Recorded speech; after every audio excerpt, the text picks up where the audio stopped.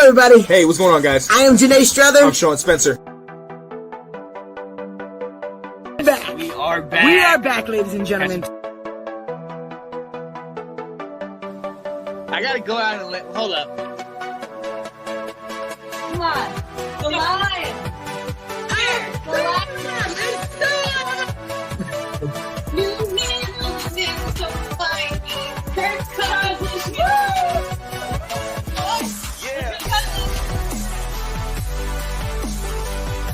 All right. I am Janae Strother. I am Sean Spencer. And this is Let's Talk Football.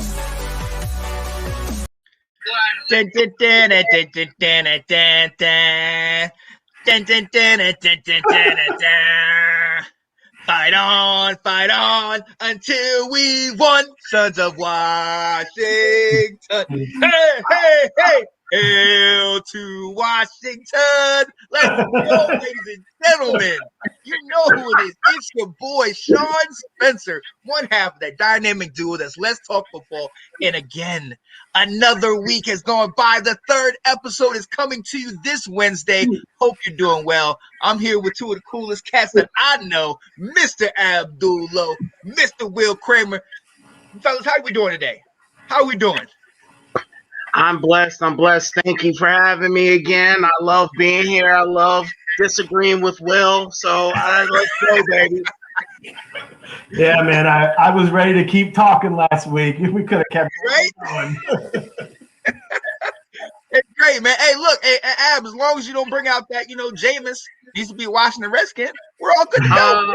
I'm still gonna say it. I don't care. I do not care. I don't care. Yo, that's what's up. Yo, welcome to Washington Football Weekend, ladies and gentlemen, where you have 3 and 4. We gotta shout out our man Anton. Definitely working, making that money. If it don't make money, it don't make dollars, it don't make sense. So definitely shout out to him. Keep grinding, man. We'll hold down the fort till you get back. But we want to welcome you to the show. But before we start, we wanted to take a quick, brief moment of silence just to say R.I.P. Marty Schottenheimer. If you don't know, Marty Schottenheimer passed away yesterday, I believe. He was battling for a while. They just put him in hospice, and passed. Great coach, Coach Cleveland, coached the Chiefs, had a stint with us, coached the Chargers. One of those great coaches, but never could seem to get over the hump. You know what I mean? Always had to go up. When he was with the Browns, he had to go up against Elway. When he was with the Chiefs, he always had great teams, but couldn't get over. Got to go against the Bills and things of that nature. So we just wanted to take a minute and just do a minute of silence for Marty Schottenheimer.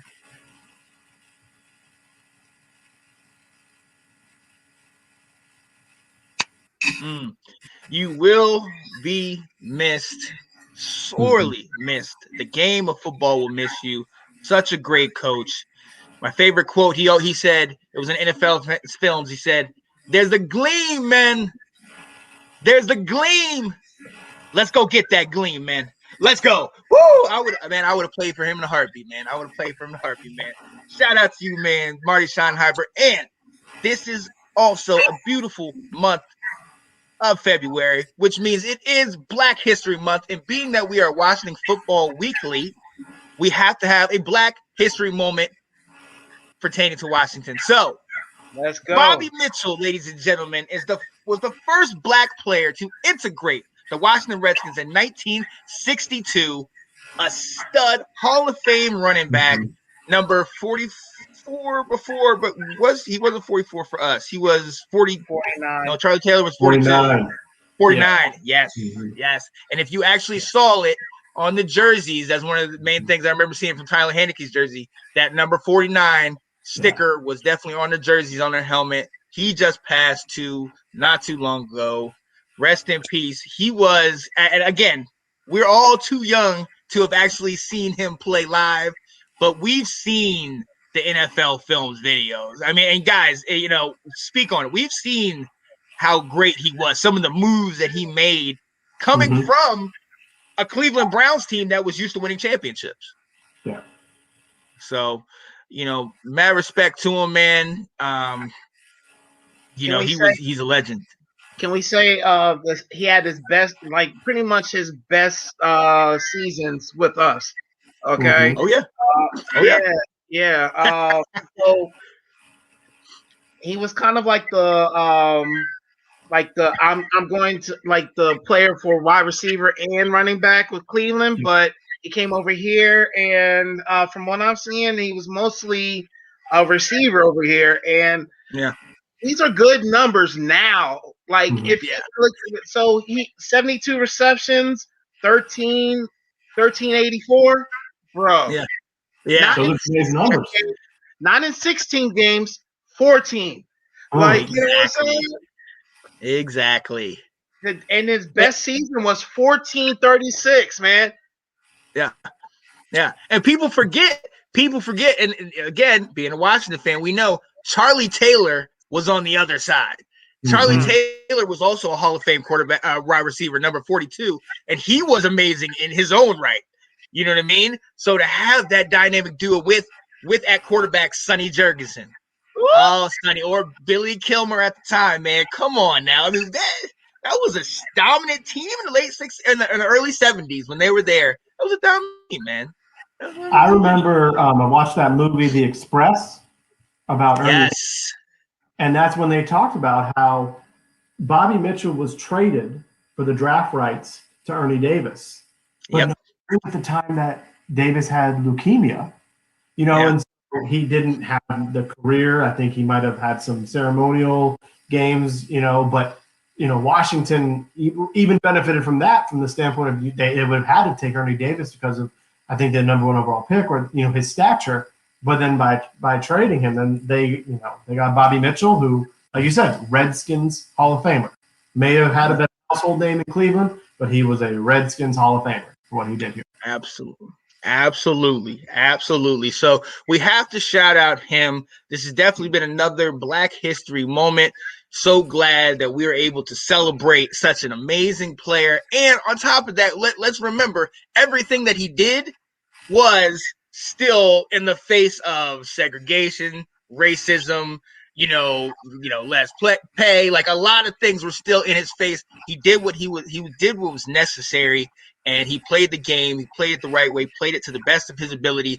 He played it in a way that he wanted people not to look at that was a great black player, but he wanted people to look at that was one of the greatest wide receivers to ever play the game. And I love that. I absolutely love that.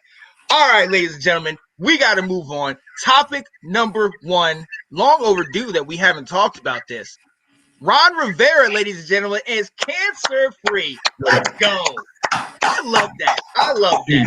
So, ladies and gentlemen, Ron Rivera, Riverboat Ron, our coach, a great coach. I got to say, he definitely has won my heart this year with everything that he's gone through. Abdul, I'm going to come to you first, man. He finished his cancer treatment. He rang the bell mid-season, but I mean, talk about this guy. Like, the culture in Washington is so different now. Yeah. I don't say it's completely different, but we getting there. We getting there, and I appreciate the man for that alone. You know what I'm saying? Like, I haven't had this feeling since who's the guy from Seattle that the GM from Seattle that we fired after like 3 years? Schneider? Not something along those lines. I forget his name, but like when he was sitting there changing the team, we all got excited, but then they dragged his name saying he was an alcoholic and everything like that. McCoolin. Yes. Yeah. Yes. Yeah. I was excited then, and I haven't been excited since until now. Ron Rivera is doing some things. It's kind of backwards, unorthodox, different, but I'm happy with it. You know what I mean? Like, my man. And then on top of that, he did it while he was sick, bro. Right.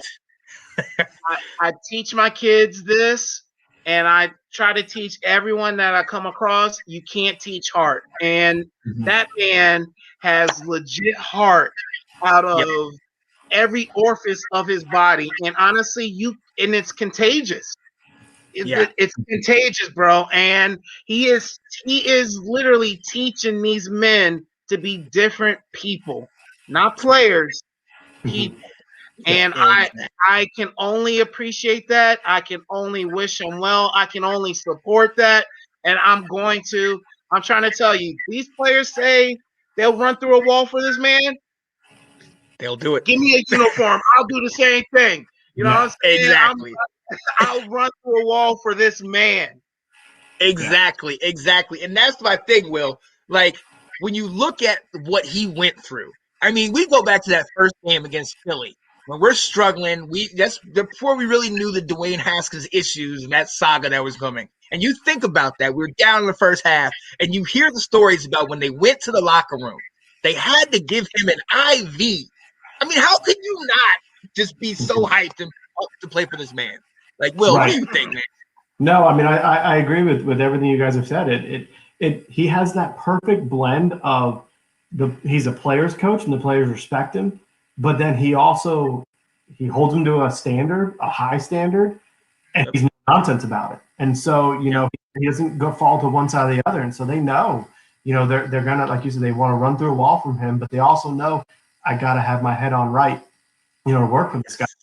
I'm with you. Like, if you're getting an IV at halftime, I remember looking at that game in the Eagles game, and he almost he didn't have a lot of motion during it. And I thought, what is he doing out here? Like, is he, it's 100 degrees, in a September day. Should he be out here? Is this, good for his health? You heard stories about he was coaching from a golf cart some days just because he just didn't have the energy. But like you said, Abdul, he was still there. Like, that's the type of stuff you can't teach, and players can only see that and say, I'm going to play hard for this guy. I feel like there are adults in the building in Ashburn, and that's what gets me excited. Yeah, I like that. And Ab, man, let's be honest. Dealing with cancer alone is enough. But if that's the only thing you had to deal with, that is already just huge. That something in your life. But he had to deal with a name change. Garius Geis and AP, we released them before the season, so he had to work with rookie running backs. He went through 4 different quarterbacks, taking the fourth quarterback to the playoffs, and we saw what he did against the GOAT. You know what I mean? Like, that's what I meant when I said the culture. Ab, like, think about that. Like, all that stuff that he went through, what does that say about the man? You know what I mean? Like, to me, but that's what I'm saying, man. Like, he's not done yet. My man's not done yet. Yes. You know what I'm saying? Yes. So, I mean, I'm not taking nothing away from him. That's not my intent when I say that. It's just, there's a lot here, bro. Like, he's basically just scraping the top right now, but there's a lot more of that here. And he's, like, honestly, to me, he was my coach of the year. So, I mean, like, and not to take anything away from Stefanski. Nothing to take away from him, because he did a phenomenal job his first year with Cleveland. They won a playoff game. You know what I'm saying? They beat the Steelers in the playoffs. Like, bro, like, that's phenomenal. But he didn't do it with cancer. You know what I'm saying? Like, he didn't do it with cancer. I mean, exactly. That's my thing. Like, look, I got mad respect because everybody's saying, oh, Sean McDermott of Buffalo and Kevin Stefanski and everything. I got to give them credit. They did great. They brought these teams to higher places they have been in a long time. So I'll give them your due.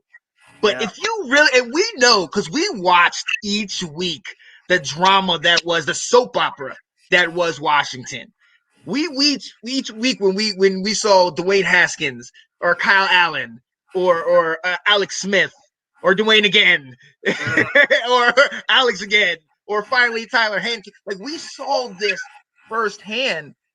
And the thing again, the NFC East helped. They definitely helped by being trashed themselves. You know what I mean? But to see him get through the minefield of all the things that he had to deal with, Will, like, I don't understand. I get the politics. I get how they're going to do it, but I don't really get, Will, how they would give it to anybody else but him.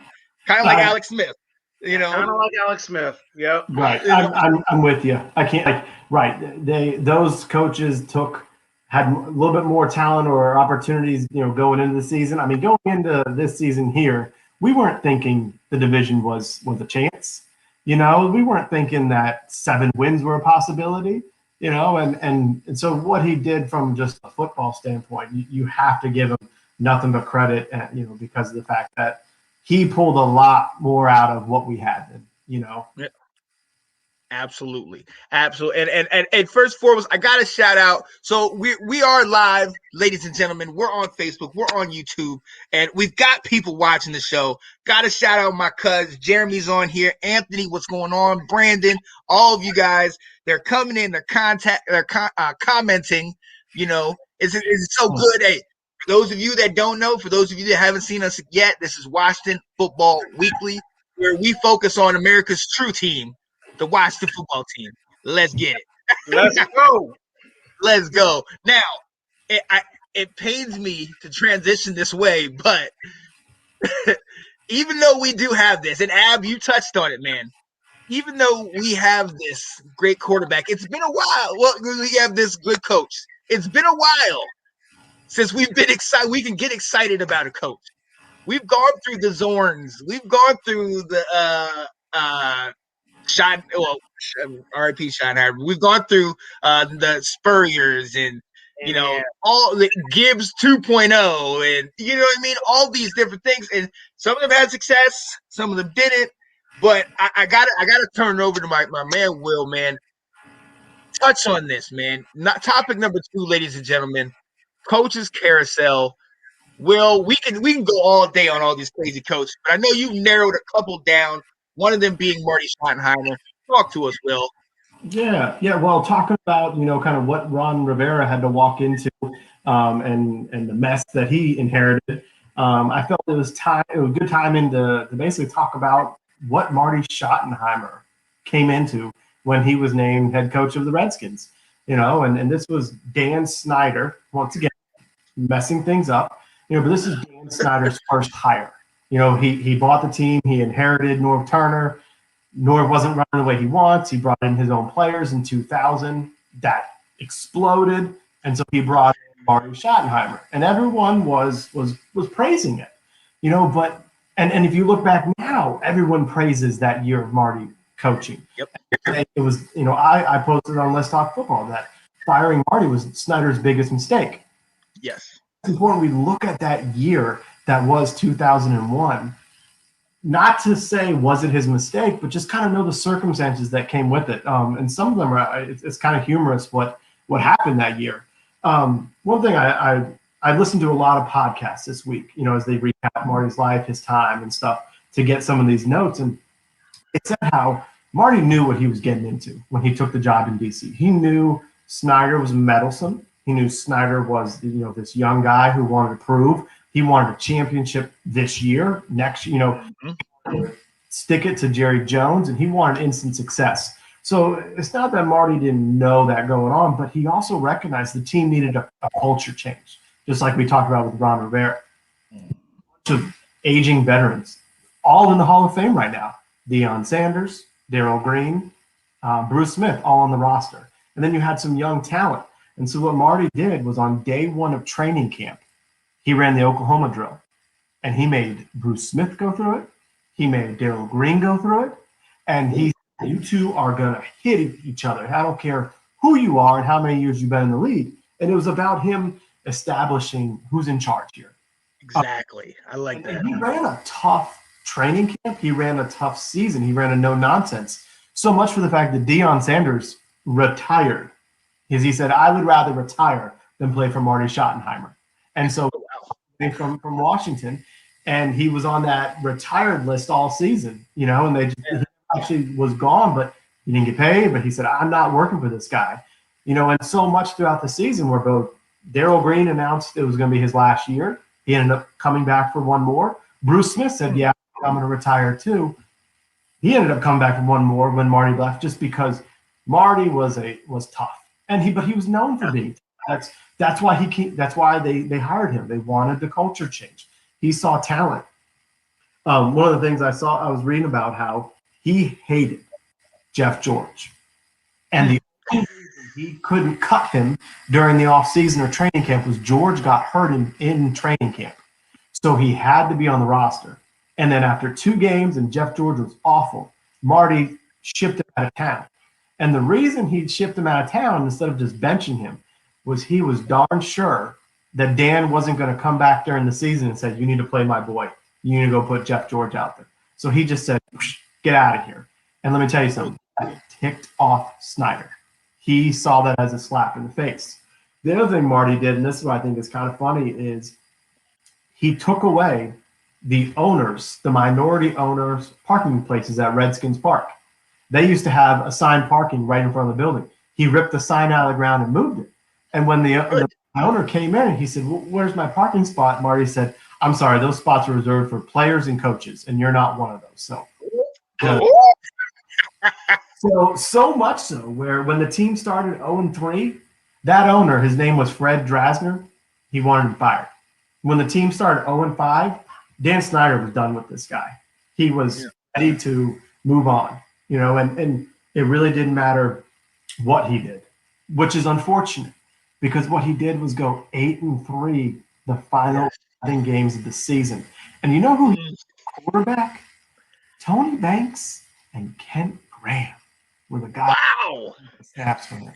Like, you went 8-3 with these guys, and you hear some stories about guys like LeVar Arrington and Sam Shade. They loved Marty. The young guys bought in. There was a lot of confusion and talks at times of nepotism because he had Kurt Schottenheimer, his brother, was the defensive coordinator. His son Brian was the quarterback's coach. We find out that at the end of the year, the defense was actually pretty good, when all said and done. And Brian Schottenheimer moved on to become an offensive coordinator on multiple teams. He at one point was a head coaching candidate. So what looked like nepotism and you're giving these guys your family favorites, they were actually solid coaches, that bought into his system and they did a lot with a little. I believe that LeVar Arrington is still very bitter over his time in Washington. But one of the things he's most upset about, and he talked about it here this week, was how firing Marty just really hurt the franchise and really hurt his career as a player and how he was being used. But the reason why it happened was during that season, at some point, Dan Snyder caught wind that Steve Spurrier was tired of being in Florida, had interest in the NFL, and that was Dan Snyder's golden goose. That was the guy he had to have. And so honestly, it's like, even if Spurrier wasn't available, Marty was going to be fired. But the fact that Spurrier was available, the only reason Snyder didn't fire Marty during the season was because he did that to North Turner the year before. And he couldn't go back-to-back years of firing coaches mid-season.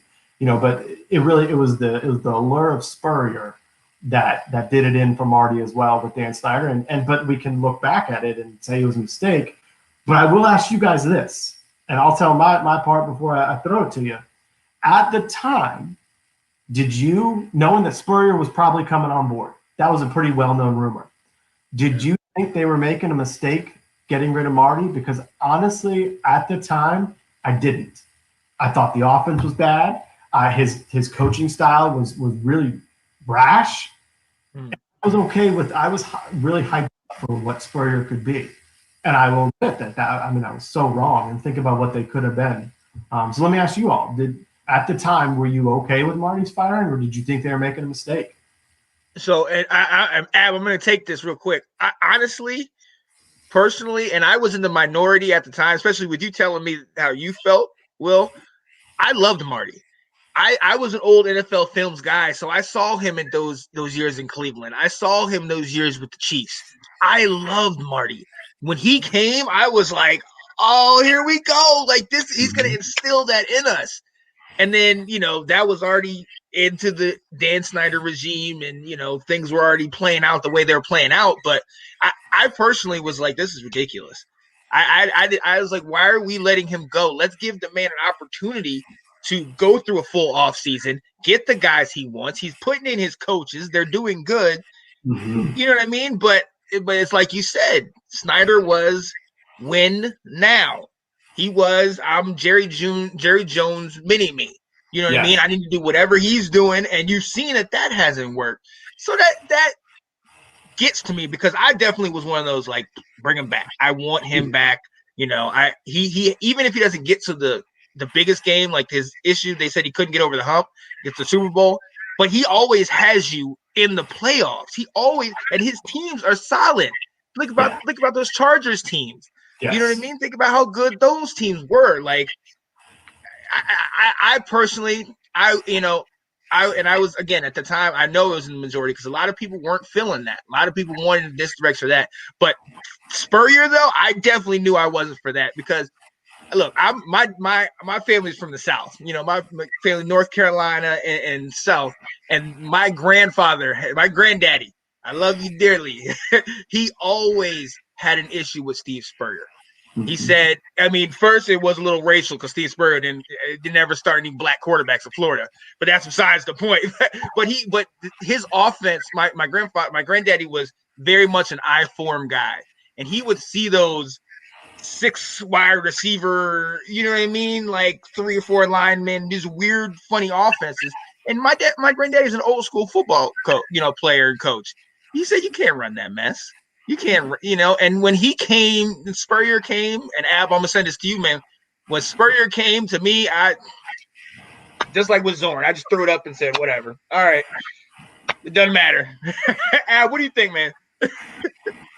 So, this is before my time of, like, paying attention to football. So I'm keeping it on stack with you guys. So it's before my time of, like, really paying attention to our team, like thoroughly and everything like that. But just from what I looked up and from what you said, Will, is 1 year playing for us, and because he made some unpopular decisions, then the owner's like, okay, I can't mess with you no more, so bye. Like, if you know anything about me and my theory on, like, football, you don't just give up on a head coach, a quarterback after a year or two. And then he didn't even last 1 year.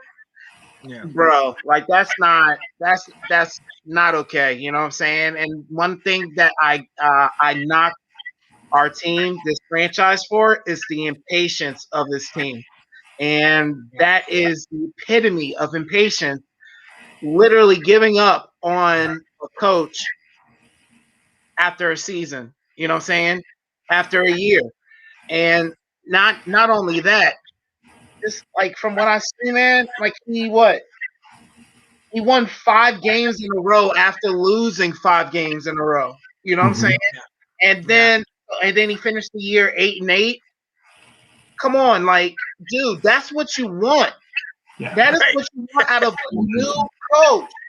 Yeah. It's literally, like, leave the season on the up. You know what I'm saying? That means next year is going the same way.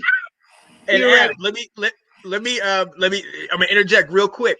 If we remember correctly, there was another great coach that lost his first 5 games and then ended up going 8-8, and that was Joe Gibbs. So, you know what I mean? So, but back to you, my bad, Ab, but yeah. No, it's just the difference. It's like, we need to kiss the owner's ass in order to be a good coach. Nah, man, that's not even right, man. Like, Right. and go ahead. The thing that I look back at that just ticks me off is Marty came to the Redskins because he saw there was talent there. They had Stephen Davis at the prime of his career and Marty Ball. You had Chris Samuels on the left and John Jansen on the right, and that's what he saw and said, I can do something with this. And he did. And then we bring in this other coach who has a completely different style. 1 year later, they cut Stephen Davis. He comes to the Carolina Panthers and keeps running what? You know, it's like the team was set up. They already were a playoff team in 99. They were bouncing back in 2001. the players really thought they were on to something with Marty, and then you just took the rug from them. Didn't he do well in San Diego when he went there? Yeah. Yep. Very well. Very well. Exactly. And from a Washington standpoint, okay, Marty never made the Super Bowl, but he made the playoffs almost like every year. Every year. Wouldn't we take that? I mean, come on. Yeah. This franchise would definitely take that. Like, what's your Exactly. Yeah. Exactly. And that's one of those things. And honestly, in hindsight's 2020. We can all look back and say, yeah, we wish we would have done it better. But that is one of those things that have been a consistent problem with Washington. We're not given a fair shot. One of the biggest things as coaches, one of the biggest things I remember from when Jay Gruden got in there, one of the things he was saying, if I'm not mistaken, was to Dan Snyder, you got to give me 5 years. You got to give me time to build something. Now, it didn't end up working for him, but you got to give these coaches something. Like you especially with, and I get it, because especially if you're going to give time to a Zorn, and if you're going to give time to some of these random coaches, you know what I mean? Like even a Gruden, somebody that has a history and who's been in the game as much as Marty had been in the game up to that point. He deserved more than just that little bit of time. Yeah. What about Shanahan, like that dude, like he deserved. We did him so dirty, man. Like he was just like it almost looked like he was giving up. Like when he was like, okay, I don't even want to be here no more. Like y'all ain't even listening to me. Like he just wants to give up. And to me, if I'm being honest, I don't think we should have even hired Jay Gruden myself. I thought he was a bad choice in the first place. I think we hired him because he was a Gruden. So, and like to me, that's not the reason to hire somebody because of name. You know what I mean? So that's nepotism right there in itself. Just I'm gonna hire you because of this. Nah, man. Like, what has he done? And he didn't. Where was he at before? Carolina? Cincinnati. Okay, yeah. Yeah. To me, Cincinnati's not an impressive program anyway. You know what I'm saying? You want to feel bad tonight about the Washington Redskins and the decisions? So come on now.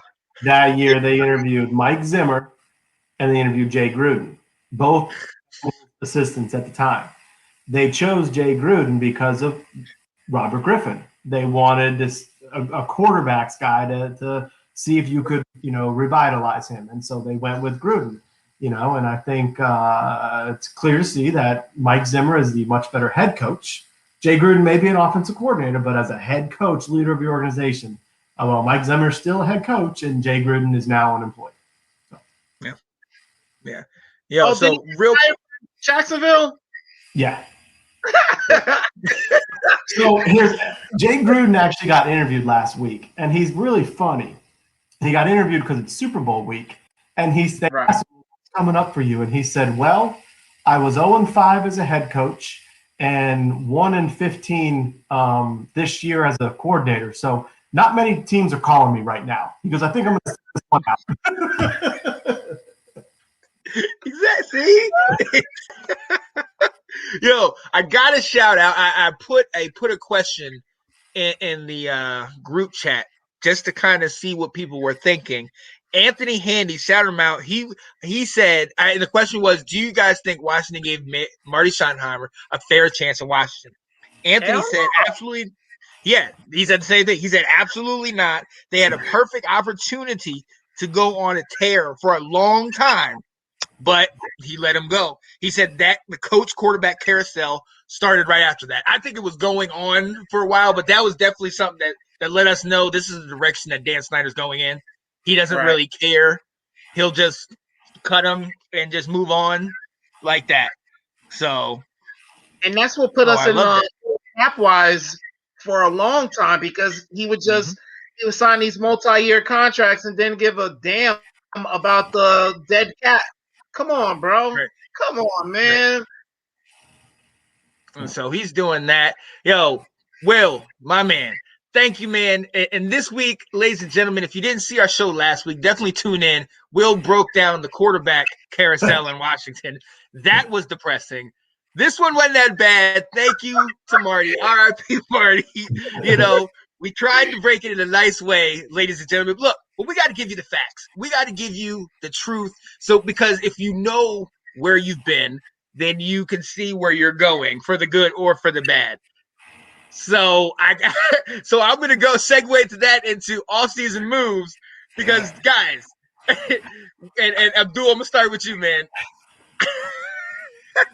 Are we excited? Because look, first and foremost, today, if you guys don't know, Washington fans, we just signed Tyler Heineke, 2-year, $8.75 million contract. Ab, I'm gonna go to you first, man.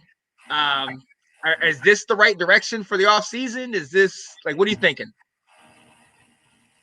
As unexcited as I am about this move, it is the right way to move this offseason. It is. This man, he gives a lot of our fans hope. And honestly, I think that's one thing we need every season, at least for the next few years, is just a hope player. And to me, it's like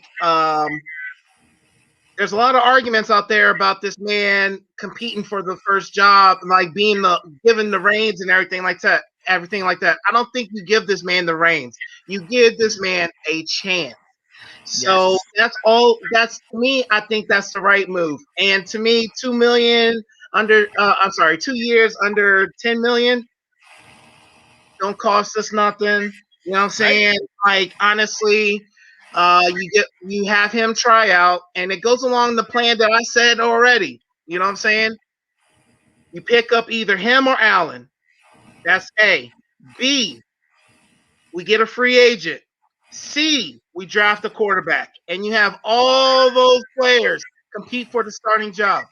So to me, this is along the plans that I seen for this team at the quarterback position, and it's going on like as I planned it. You know what I'm saying? I'm saying it like they consult me and everything like that, and that's. I'm saying it like honestly, everything is going as planned. So next thing you guys should see is a free agent pickup. Jameis Winston. Oh my goodness. My goodness. Jameis Winston or Mitch Trubisky. Hello. There we go. Wow. Good God. Good God. All right. Will, I'm going to come to you if I can. Like that. I don't know what that was. Abdul. How do you feel about this move? How do you feel about this signing? Do you think it was a good one? What do you got? Yeah, no, Abdul, we're on the same page, you know, for almost about 2/3 of what you said. I'm right there with you on Heineke. You know, on opposite sides. This is great. I'm with you. It was, $4 million a year for a backup quarterback is nothing. If you look at Washington, remember we talked about last week? 5 seasons in the last 20 years of having one guy take all 16 games, play all 16 games. Backup quarterbacks are necessary. So giving Heineke, a chance and bringing him back, it's a no-brainer. I do believe they're going to sign Kyle Allen as well. He's cheap. He's going to be less than $1 million a year because of his contract. So you're talking about 2 guys for less than $5 million a year as your backups, or which 2 guys both showed if they need to get in, they're serviceable for a game or 2. They can move things along. Ron Rivera did a podcast this week with John Kahn, and he talked about Heineke.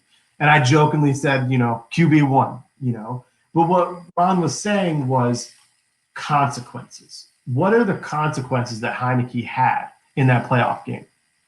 None. He was a street. He wasn't even playing on a roster. He got a chance to start a game. What did it matter if he threw picks, if he floundered? So he just slung it, And so Ron was saying that he wasn't surprised Taylor was good in that playoff game because there weren't consequences for him. It was basically just ball out. What else? What do you have to lose?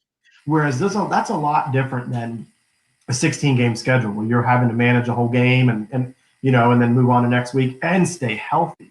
And Ron mentioned that about Heineke. He hasn't been able to finish games. So he's brought in with a chance.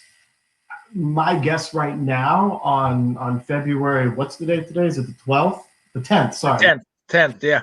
Today, I think you're looking at Kyle Allen and Taylor Heineke battling right now for the starter job to start the season. And maybe at this point, they draft somebody and we see if he's ready to go at some point. I ain't saying I love that. I'm just saying I think that's where they're at. But I obviously would love to see them look to see in trades who else is available. But I think that's where, talking about Heineke, I think that's where he's at. He's in the mix for a competition. He can be a backup, and ultimately he's not going to cost that much. And look, and I'm gonna go to you in a second, Ab. This is one of the things I thought about. Well, the reason I want to give my thing because I saw your face. I knew you were going. But look, this is one of the things about the trip. Look, this is one of the things. This is one of the things that I was saying last week, though. I like this move. I like that we signed him, got him on. Now, hey, if he is like that game, if he plays like that for even half the year, kudos. Let's go. We can win some games with that. We have a defense that can take us. I like that signing. I definitely think we got to keep our eyes still open to see whatever's out there. But this is one thing that we have had an issue with over the years is that number 2 guy, that backup. You know what I mean? We don't know how long Alex Smith's leg's going to hold up. We're on borrowed time with that. I mean, we had Kyle Allen in here, and whether we like it or not, he got, a couple drives, and he got knocked out for the season? Like, he didn't come back after that Rams game, if I'm not mistaken. You know what I mean? And Dwayne, he's already out. So we have to definitely pick somebody up. Anthony Handy was talking about potentially Fitz, like maybe Fitz free agent, maybe pick him up. Somebody that is a veteran that knows what they're doing to throw in the mix to teach the younger guys, because I don't think we can bank on Alex Smith. I like this move, but Ab, my bad. I'm going to you. I like this move, but it can't be the end in my mind. It can't be the last decision we make. We got to go for more. It's absolutely irresponsible not to try and find a better option in free agency. And I'm only saying that, like, honestly, the route that it seems like our team is trying to go is trading. I don't like that idea because I'm stingy. I'm not trying to give up these draft picks when we got holes everywhere. Even though we're a lot better than before, we got holes everywhere, bro. Like, I don't feel good at all giving up draft picks just to shore up the quarterback position.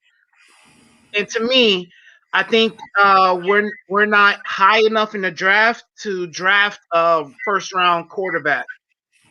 Like, we need to shore up. That's later on in the conversation what we should do with the 19th pick. But it's irresponsible for us to just be like Heineke and Allen as our quarterbacks competing from here on out. And to me, it's the same thing as Grossman and John Beck. Oh, God. I said those Bamas. That's what I said. That's what I said. And the reason why we had to go with them Bamas is because we had no money. We got money. Why we acting like why we gonna move like we shopping in the clearance bin? Nah, man. Nah. No, we can't do that. Like, you know what I'm saying? Like, at least, and I'm not saying Fitzpatrick because I like Fitzpatrick, but to me, you get Fitzpatrick because you want to develop your first-round quarterback into being legit. To me, you get a free agent that's not the top, but not the bottom either. So you get someone in the middle. That's why I say Jameis Winston, that's good for 4,500 yards. You know what I'm saying? Like someone that you can coach back some of those interceptions. You know what I'm saying? I said it. It's Trubinsky. You get Trubinsky because Trubinsky has his moments, man. And honestly, all we need to, and to me, to me, you coach that up to make it more consistent. Bro, all we needed was consistency at quarterback position, and that would have been the difference from our 7-win team to an 11-12-win team. True. Very true. Very true. And look, Ab, name of the game for me is saving money. Okay, and I got to move on right after this. Name of the game for me is saving money. So if we can get Jameis for cheap, if we don't have to break the bank to get a Jameis or a Fitz or somebody like that, hey, good. Let them have a competition. Let the veteran come in and do his thing. We still don't know what Alex is going to do. But we don't know. I'm sorry, but that's the beauty of Jameis Winston or Trubinsky. It's not going to be expensive. Honestly, if I'm thinking it off the top of my head, it's probably just $20 million a year on them compared to everyone else's 30. But remember, okay, even if it's logical to all three of us, who's in charge of this team? Dan Snyder. Ron so Rivera. He will break the bank unnecessarily for somebody like Jameis, and he'll give him $100 million contract and talk about you're my guy and all this stuff. Dan Snyder will do it. No, I mean he's not gonna get. I'm saying fictional. He's not gonna give him $100 contract or $100 million contract. But Will, go ahead. Well, I was gonna say I will, Abdul. I will let you know. I think you heard it, I believe. But Sean Payton did say last week that he sees Jameis being a part of their plans in the future. So I know that. Yeah, I don't know if you're going to get that dream of seeing Jameis wearing burgundy and gold. I don't think he's leaving New Orleans. But you never know. You never know. I think it's important. There's a couple things, and I want to distinguish between what I think they should do versus what I think they are doing or are thinking. And Ron Rivera, during the end of the year, they were talking about this run they made for the playoffs and Alex Smith, guiding them and leading them and everything. And one of the reporters said, do you think this happened because of Alex or do you think anyone else? And without batting an eye, Ron goes, well, yeah, I mean, Kyle Allen could have done the same thing. It would have been fine.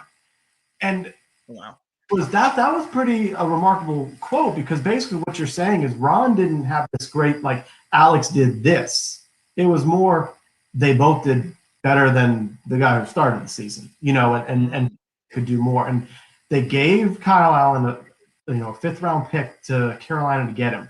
Again, I'm not saying that he's my guy, but I think they see more in him than we do. I still go the route of trade. Yeah. I'm looking at Sam Darnold has becoming available, and we're talking about not giving up a lot. Ron also did mention, and Abdul, you're going to love this. He said it doesn't make sense to trade your entire draft for one guy. Exactly. So out the Watson thing, that I talked about. He also said, and we'll get to some of the weapons though. He goes, it doesn't make sense to upgrade in one spot if you don't have the weapons for him.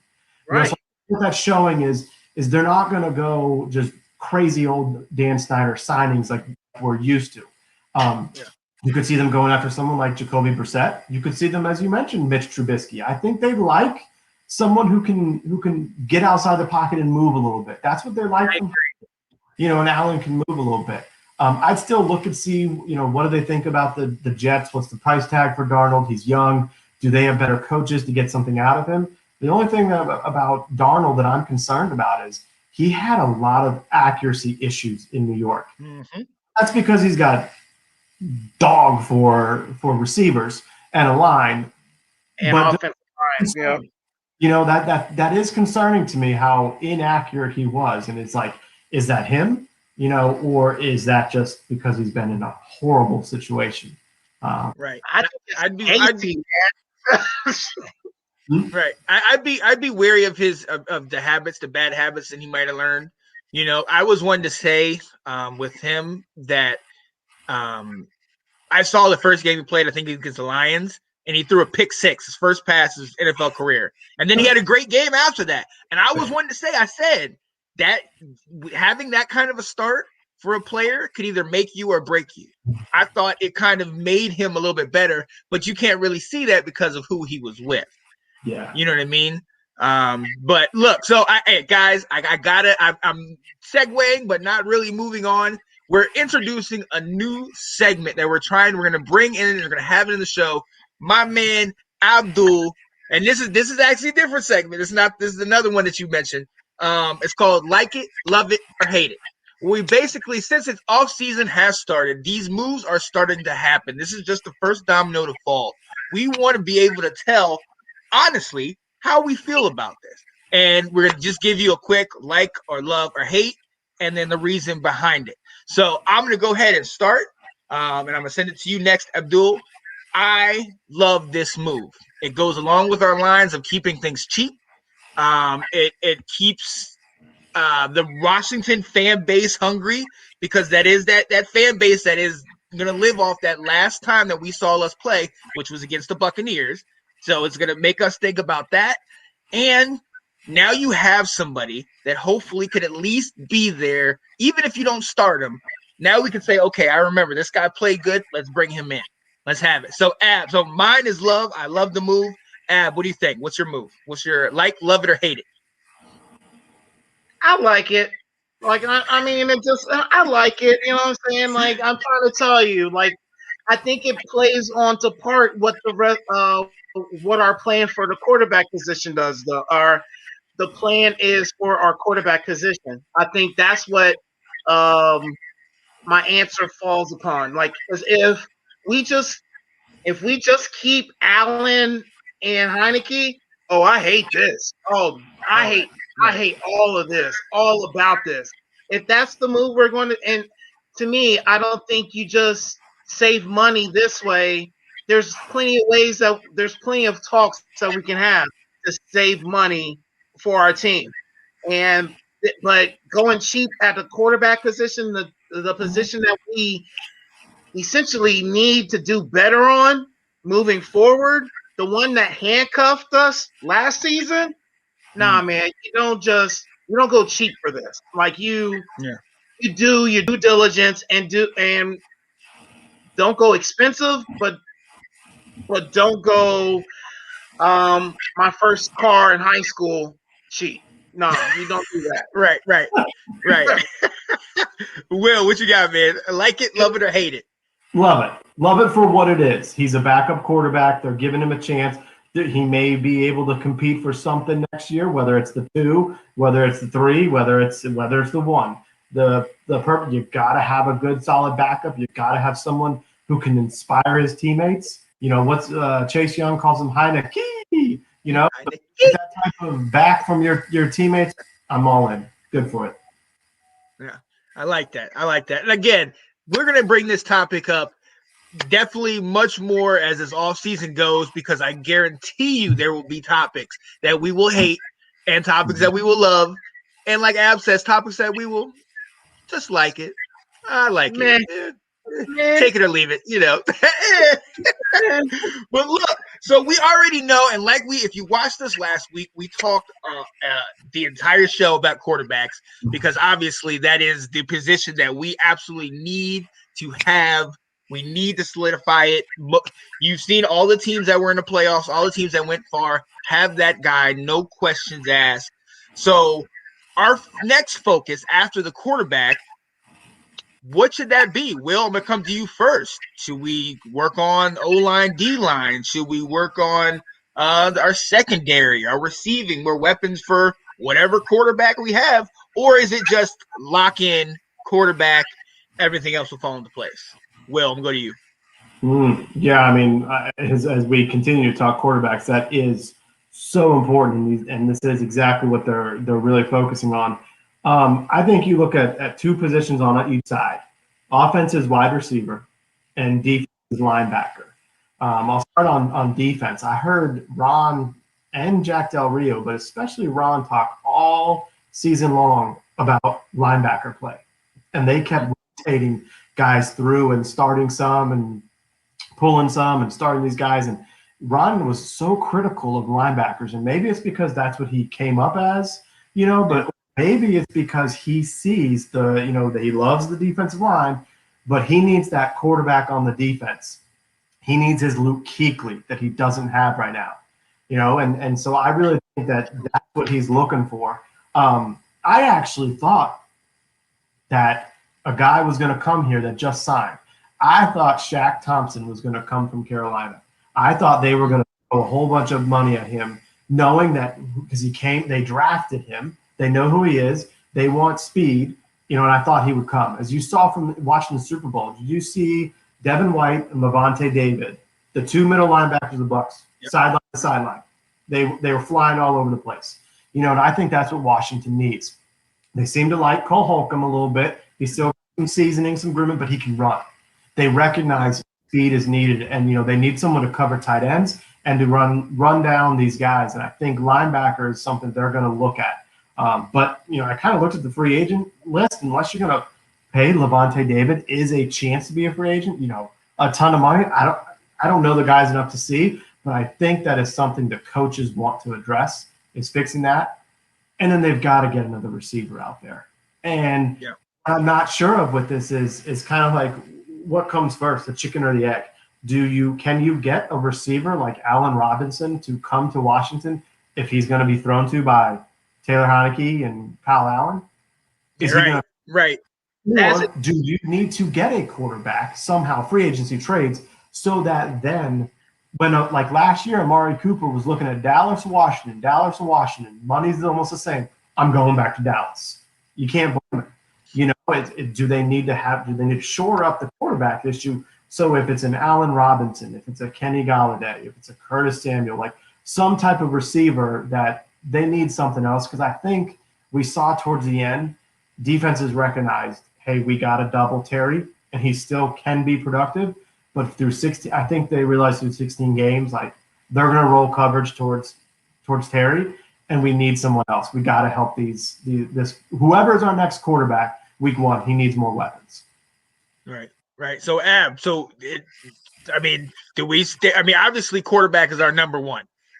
We can't really do much offensively until we solidify that role, at least consistently, like you were talking about. So, obviously, that's where we have to go. But outside of that, what do you think? What direction do we need to go? Do you agree linebacker, or do we think receiver? What are we talking about? I'm going to have to say I agree wholeheartely with the points you made, Will. I really do. What is this love fest, man? Come on, guys. I don't know, man. I don't know. But we vibing right now. I don't know. Right. And so linebacker, it's like I'm trying to tell you. I don't know. Like we got a lot of props for how good our defense was, but I'm a critical SOB. You know what I'm saying? Like, I didn't even think we were that good. Like, because all I can remember from our defense are these long ass runs these people were running on us with. How Daniel Jones run 80 yards down the damn field, y'all? It's because of our linebackers. It's because of our linebackers, bro. And I think our defense is dependent on linebacker play. And we cannot play as well as we want to be as free as we want to be, blitz as much as we want to be, because our linebackers don't put enough up. They don't do their jobs. Yeah. So that leaves everyone else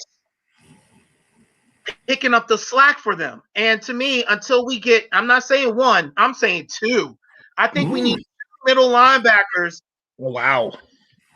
Two middle linebackers to just pick up because Reuben Foster, we don't know if that man coming back. It was free next year too. We can't expect him back. And the only dependable one we got is Compton, or no, not Compton. Holcomb. There you go.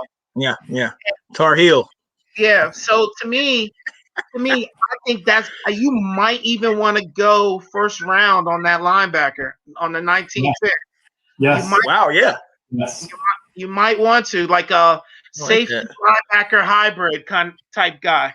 Yeah. There's rumors about, I don't see this guy dropping. Hassan Reddick. I don't think he's going to. I think they're going to tag him. He just had his best season, his contract here, Arizona, and I don't see him going into free agency. So they're going to contract. They're going to franchise tag him. But I think that's a dire need for us. Yeah. Unless we're going to try to make Collins a middle linebacker and then try to move. Hey, I'm experimenting, bro. I'm trying to fix this defense, man. But I like So- that though. Let's bring him down like they did Leroy Butler for the Packers. You know what I mean? Yeah. Let's have him down there like they would have the Rodney Harrison and those guys. Let him play up against the line. I mean, Right. we can. That pressure is already there. If he's that missing piece, you know, I mean, he likes playing down there anyway. You know what I'm saying? Right. He's a box safety. So let that man play in there. You know what I'm saying? So unless we're going to do something like that, and then maybe it's easier to find safeties because we already got Curl as replacing him at safety spot. So now we just need a free safety, right? Mm-hmm. Yeah. So I mean, I'm just throwing stuff out there. Linebacker is definitely a need, and we definitely need cornerback. Wide receiver, you said that, spot on. Quarterback, I think we need to address quarterback because, like you said, especially Allen Robinson. Allen Robinson is having a great career off of garbage quarterbacks. Imagine if he had a phenomenal quarterback throwing to him. This dude could probably pop off for 2,000 yards, man. Yeah. You got skill. It's a lot, but yes. Yeah. Me, I don't think he's going to go anywhere without a supporting quarterback. He deserves it. He does. Yeah, he does deserve it. He absolutely does. And honestly, hey guys, I love the linebacker pick. Ab, what you said, cornerback.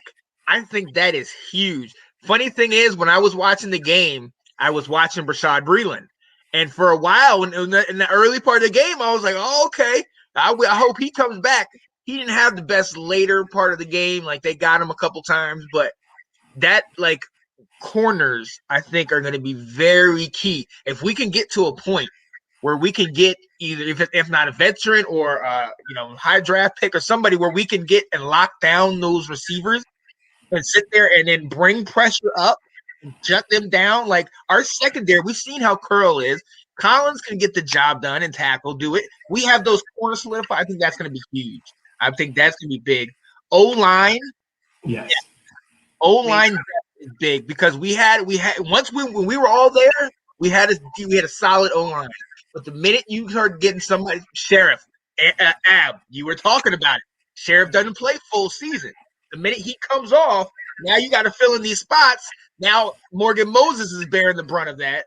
You know what I mean? Now these guys it's messing with the line, which then in turn messes with the quarterback. So if we're going to even think about bringing even a veteran, whoever comes, we're going to need to have that line solidified. So I definitely think we got to go with the line.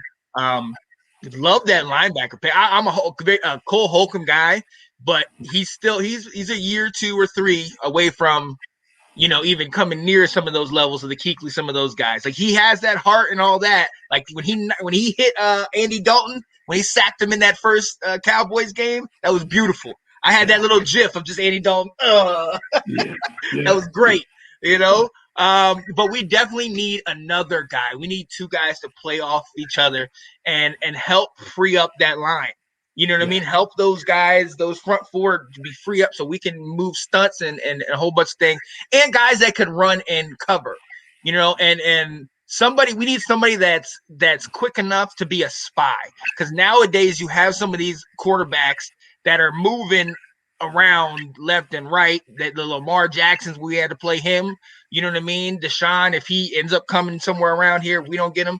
Like you have these guys that are moving around, and if even the threat of them moving, if you could shut down that and force them to have to stay back in the pocket and pass and things like that, that's huge because our defensive line won't need as much time.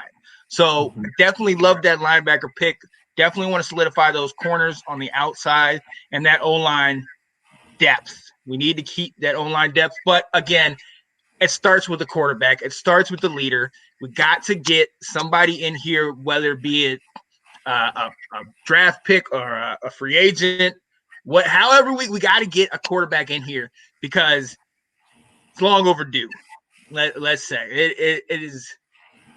We need to drop Alex Smith too. Let's put that out there. Let's put that energy out there too. That's part of it. You talk about save money. That's saving money. Save about what? 14 million this year? Yes. Yeah. Hey. And honestly, I mad respect to him and everything he did. Got the comeback player of the year, but exactly. I can't sit here and say that I would feel good about him doing another year. And like I told somebody else, I was like, look, I'm not going to sit here and wish him to come back so we can maybe have a 9-7 year under check down Charlie. And you know what I mean? Like with him being at quarterback, we're not going 11-5. We're not going, 13, 14 wins. So it limits our playbook so much with him under center. As much as he is a good game manager, and I respect the man like 1,000-fold, but the limit on our playbook is ridiculous. We're becoming predictable. The reason why we did so well with Tampa Bay in the playoff game is because one, they didn't have any film on Heineke, but two, our playbook was more opened up. Like, you know what I'm saying? There was more plays we could have done. Like, and that right there, that is what, like, and that's what football is. Not just 4 good plays that we're good at, and we're going to play every play, and hopefully they don't catch one of the 4 plays that we're doing. Nah, man. Yeah. That's how I win in Madden. Come on now. Got my 4 or 5 over and over and over. All streaks. All go. Let's go. No. Let's go. Yo. But ladies and gentlemen, we are going to keep coming to you every week with some more off-season news and notes. Ab and Will, guys, I'm gonna come to you guys for a lot of this potential picks, a lot of guys that we're looking at, a lot of guys that we're interested in that might come up as a free agent, might come up as a draft. You find those gems. Let's look into these things so we can bring this to Washington Football Weekly, because this is key right now. Like we're really in a critical time where we can make a serious move right now. You know what I mean? If we stick with the team we got and we, just kind of add to it and don't do all this crazy stuff, which we're famous for. If I got to see one more ESPN top 10 list and it says worst free agent moves, and we're like 5, 4, 3, 2, and 1, I'm gonna hurt myself. I can't do it anymore. All right. Yeah. I can't do it anymore. And I can't think of a better way to segue to topic 4, because there's a lot of things that tick us off. But my man's gonna take the floor. Abdul, man, what grinds your gears, my man? What really grinds your gears? All right. So everybody knows me that, like, I'm a pretty passionate person, you know what I'm saying? And I've been on my woosah for the last few years.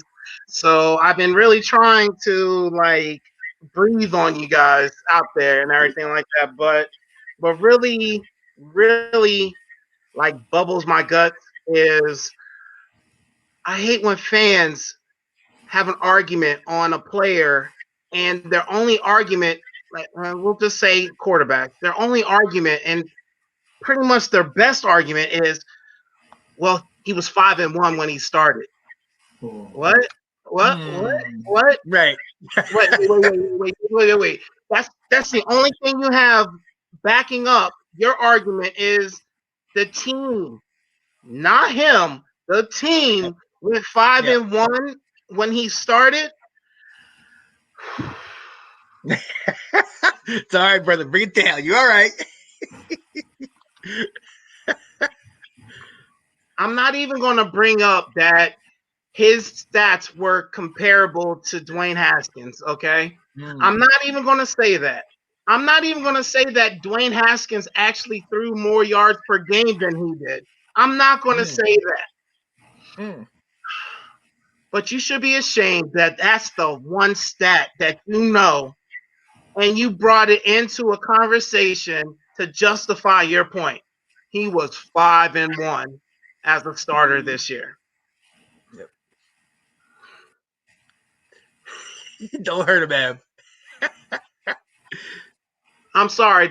I'm trying to tell you, like when I say it bubbled my guts, it really bubbled my guts, man. Like that it doesn't even make sense that a person even thinks that they have a right to speak in a situation like that. Like I'm all about personal opinion. I'm all about what you think of him as a player. I'm all about you even being emotional of his comeback.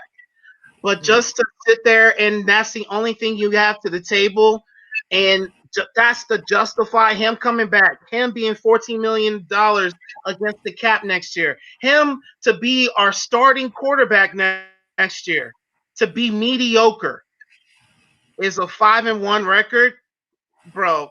Get out of here. We not the same. We not the same. And honestly, like I'm getting heartburn talking to you. So I'm just done with it. Okay. How you guys feel? Yo, Will, what you got, man?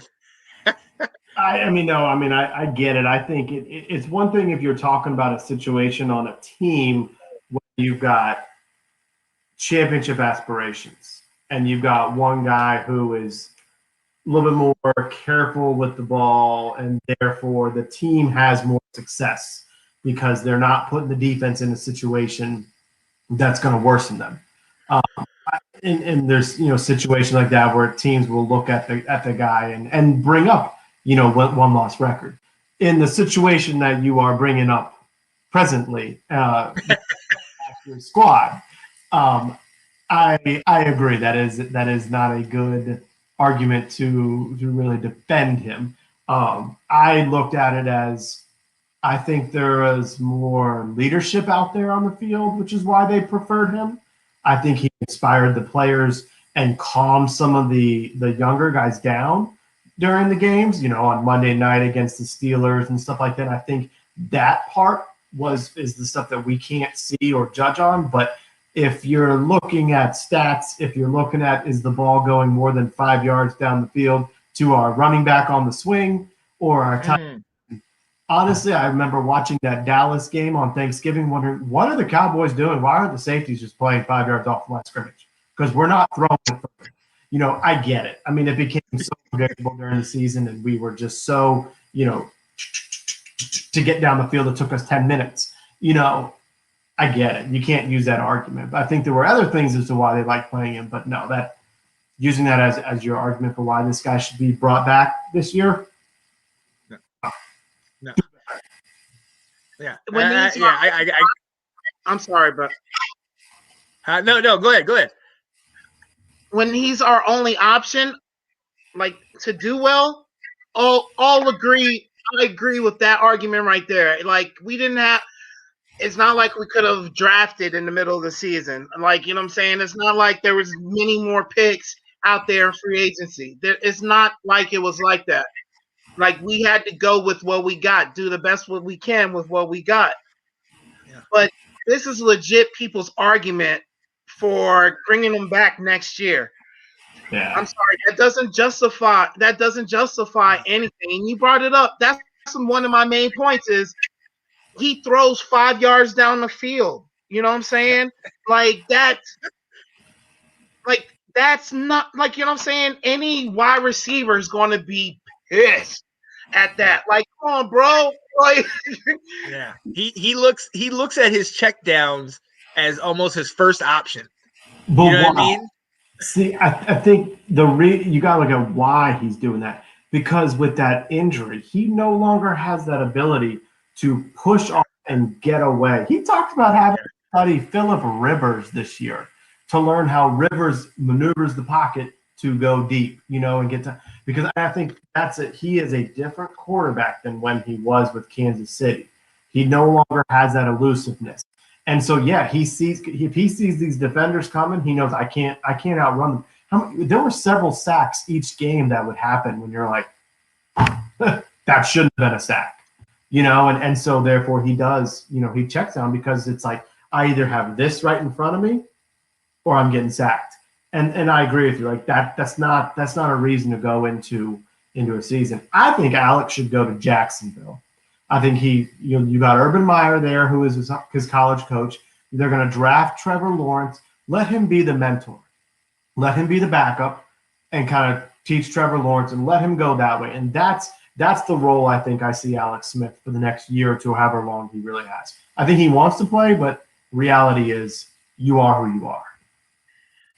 The question then is, can he play? I don't care how you want to play. It's can you play?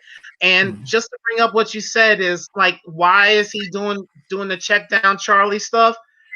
We already know why. We know it's because of that leg. We understand he's apprehensive about getting hit. Like we all understand that, but we're not like, to me, I think you got to separate the emotion of what he's done and how much of an inspiration he is and how much of a fan favorite he is, and just basically like, does he help us win or does he help us not lose? Right.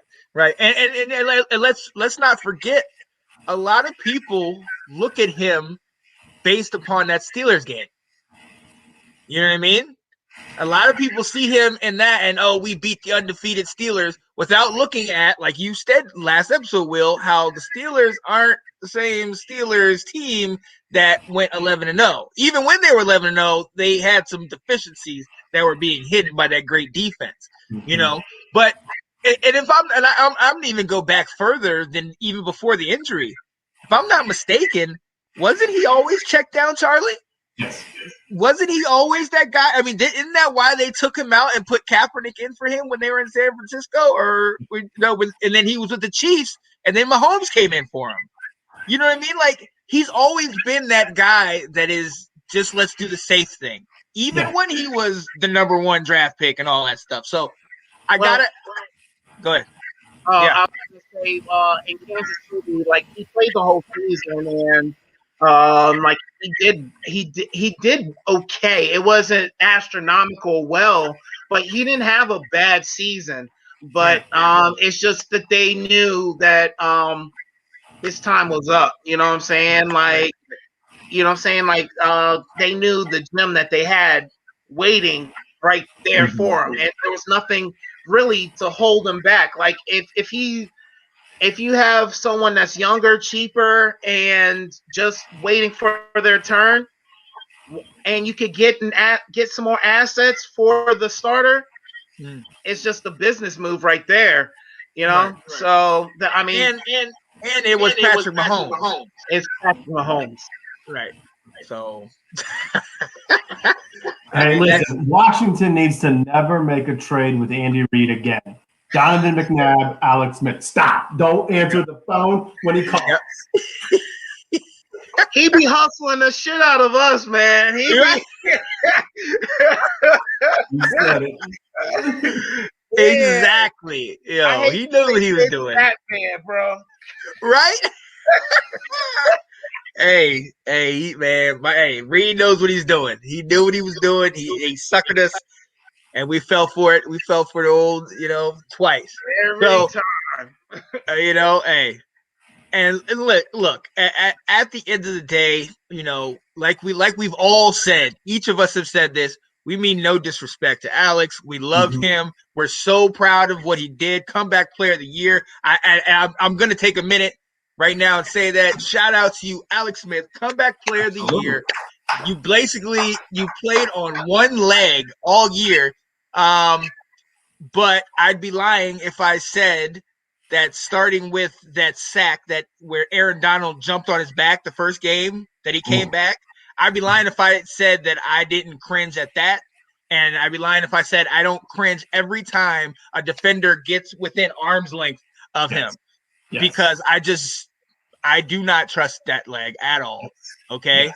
My mind always goes back to that injury and then Joe Theismann. And I'm like, I understand we got all this technology that could bring him back, but the man still wears a brace on that leg. I'm not trying to get him to play one more year for us and then not be able to walk for the rest of his life with his family. Yep. We're good. Alex, you played a great career, man. my personal opinion, I think it's your time to hang it up. And like you said, Ab, financially, because this is a business, that's 14 mil against the cap. We need that. I mean, if you're willing to move on from an AP and some of the other guys, like, you got to make that business decision with Alex. Let's move on to the future. You signed a younger guy. Let's see what we can get in free agency, and let's move on. I mean, it's no ill will, but that's the business side of it. You know, that's the business side of it. And look, and as long as we got defensive rookie of the year Chase Young on the squad, yes sir. Let's yes, go. We got something. We got something. You know, but look, hey, and to piggyback on this, and look, we only got a couple minutes left, but to piggyback on this, man, and I love Ab, man. I love that segment. I'm changing it. It's not what grinds your gears. It's what bubbles my guts. You know, make it your thing, man. That's what's it. Let's go. Let's go. Man. But to go on that, I'm gonna bring it right to you, Ab. To go on that, defensive rookie of the year, Chase Young. How many times? That's the first thing I saw in that the group that you invited me in. How many times have we seen people say, "Hey, look, I'm just trying to see how we feel. How would we feel about trading Chase Young? How would we feel for Chase Young?" And I'm like, what kind of? Did you not see this whole season? Did you not see everything he did just being on the sidelines? Like, are you crazy? So that's what I just swipe, get those notifications off. I don't even want to pay attention to that because that's nonsense. That's nonsense. Yeah, I gotta turn Facebook off on those, man. Like these guys, man, it's just like, you know what I'm saying? Like, not, and this goes back to what you were talking about, Alex Smith, is the leadership, the personality, the just the aura of a person leading his group, his men out there and everything like that. And you want to trade that, bro? Right. These are the same people that never played football or even like know what Google is, because they definitely don't, like, you know what I'm saying? They can't even look up this stuff. And it just blows my mind that they don't know the power of this man, the energy this man is bringing to DC. And also, like, think about it. The last person that had this kind of impact on DC like this was RG3, man. You know how drunk we were off of RG3? I'm trying to tell you, man. Like, you don't even understand how I was with RG3, bro. Yeah. I still feel it. Like, you know what I'm saying? Yeah. Like, that's how. Hey, hold up, player like that. Hold up. RG.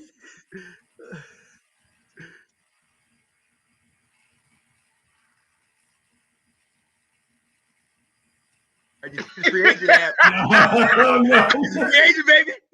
Bring him back. Bring him back. Bring him back. Come on. Come on. End your career here, RG3. See, I would be a hypocrite if I said that, because I'm obviously on the emotion of RG3. You know what I'm saying? I'd be a hypocrite if I was like, bring him back. But you know what I'm saying? Like, to me, it's just, I'm just trying to tell you, this man brought the hype to this town and this city, this area. And people are talking about trading that. Come on, man. That's not, you just don't do that. You know, this is I don't think people understand when they say once in a generation type player. That's not just because the player is good. It's not because it's because he completely changes your team. Like, it's like he totally by himself turns around his team. And of course, I'm not saying by himself, right? Like, there's other aspects, there's his and that, but you just notice that when you draft this player, the whole team is turned around, and you just don't trade that. You don't. No, Will. No, I agree 100%. It's not just what he did on field, but like you said, I loved it when you said what he does off field, running up and down the sidelines. He's already a team captain. He's a leader. He's good he's got a good head on his shoulders, a good family. He was speaking out today on some type of political issue, it's like he's going to be the face of the franchise, and that is just you don't want to get rid of it at all. You don't. This is what you want. You know. Can we get our version of a Lawrence Taylor? Can we get someone like Khalil Mack or J.J. Watt that's like unblockable? And it's like, yeah, no, he is what you build off of, not get rid of. Absolutely. Guys, hey, I had to bring that up because, we talk about bubbling guts and whatnot. That turns me so much. I can't even with people like that. I cannot even. You know what I mean? Because I remember, and like all of us do, we remember what it took for us to get him. We remember going 3-13, dealing with the Jay Gruden, dealing with that Giants game where we brought in Josh Johnson. And we're finally like, oh, wait a minute. He gave us a little bit of offense. Do we want to sign him? You know what I mean? Like, we went through that. And we got a Chase Young. We got that franchise-changing player, that dynamic guy. Why then are we trying to get rid of him? Like, I asked one guy, I was like, look, are you like a Cowboys fan secretly? And you just trying to because these are nonsensical moves. Like I can't even have a conversation with you if you really, and they're like, man, I'm just throwing it out there. No, I don't. Do I go up to you and say, hey, let's go jump off a cliff? I'm just throwing it out there. No, because that's idiotic. You don't do that. This is your number one guy, the number 2 draft pick. Okay, this man is a monster, and you try. I can't. So I'm with you on that. Yo, shout out to my man Abs. What bubbles your guts is going to be a topic we're going to bring in because Al, I got to give you a chance. You got passion, you got fire. I got to give you a chance and let the fans know what's going on. Let's go. Yo, I brought that up and I was just like, does that sound too nasty? And like, and then I was like, I really want to make this my own thing. Like, what grinds my gears isn't me. And then I was just like, oh, let me just throw that out there. And throw it out. Thank you. Let's go. Hey, guys, ladies and gentlemen, you guys. Look, what you see right here is the final product. But this comes from a week's worth of texting each other, constantly looking up stats, constantly looking up facts, constantly going back and forth. And look, like you've seen on the show, like today was a love fest. We saw that, ladies and gentlemen. But on this show, when Ab starts talking about Jameis is better than Eli, and Kerrigan is the what? Kerrigan is the Eli of our own defensive end. Well, when we got that, we gotta call him out, man. We gotta let him know, man. What in the world? I say that shit every day. I'll say it every day too. I don't care. Let's go. All right, man. So, hey, right before we leave, we definitely got to still send a shout out to our main man, Anton. Hopefully, he will be back next week. Give us that Antonio Gibson biopic. So we're able to just keep going with this off-season flow. We're going to keep going with this, man. So, look, hey, I'm your boy, Sean Spencer. Right to this side of me. Abs right here. Come back next week, please. Drop it off to my man, Will. Looking forward to it, man. I can't wait. I'll be thinking all week about Wednesday night. Looking forward to it, guys. Let's go. Hey, and shout out to you guys, man. Hey, guys, I don't know if you guys saw it, but I could see we got up to about 8 or 9 people that were watching pretty consistently. A couple people were commenting. So, hey, now they know it's here. We'll start putting these commercials out. Guys, tune in every Wednesday, 8 o'clock. We're going to hit you with this Washington Football Weekly so we could guide you through the off season into that next year where big things are happening. Oh, I ain't saying, but I ain't not saying it. Let's go. Yes, this has been Washington Football Weekly. Once again, we hope you guys have a great, great week. We will see you next week. Peace out, ladies and gentlemen. Love everybody.